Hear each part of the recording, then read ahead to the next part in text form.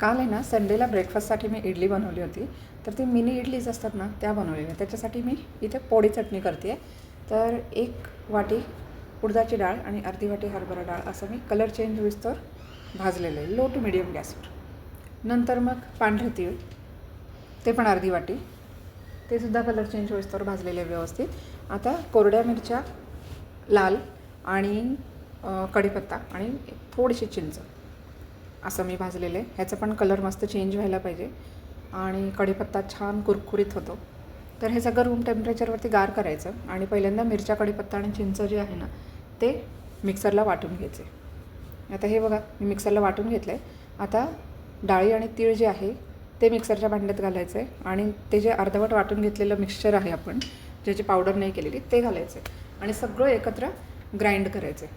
आणि हे बघू शकता आपली पोळी चटणी जी आहे ना ती ग्राइंड करून झाली. आता चवीनुसार मीठ आणि भाजलेल्या हिंगाची पावडर घातली आणि मिक्स केलं की आपली सुंदर अशी पोळी चटणी रेडी आहे. मस्त गरमागरम इडलीवरती तूप घातलं आणि ही चटणी घालून सर्व केलं.